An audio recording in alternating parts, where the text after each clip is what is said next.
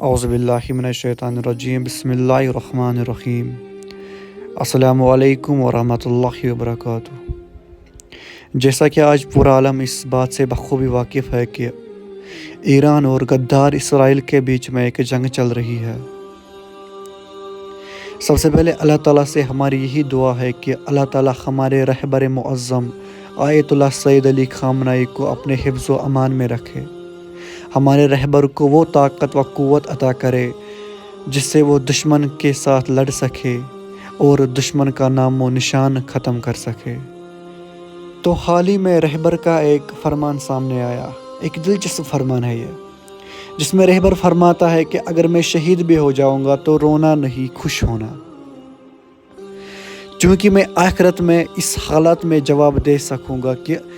میں اسلام کے لیے لڑتا تھا، کسی طاقت کے سامنے جھکتا نہیں تھا، اور ہم حسینی ہیں اور حسینی لڑ کر مرتے ہیں۔ یہ فرمان ہے ہمارے رہبر آیت اللہ سید علی خامنہ کا۔ یہ وہ رہبر ہے جو آج پورے مسلم امت کا رہنمائی کر رہا ہے،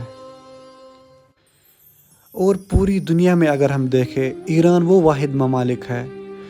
جس نے فلسطین اور غزہ کی مدد کرنے کے لیے بے حد کوشش کی۔ تو آخر میں آپ سب لوگوں سے گزارش ہے کہ ایران کے لیے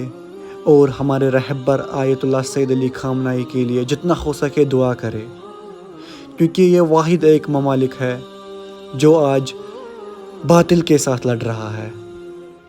والسلام علیکم ورحمۃ اللہ وبرکاتہ۔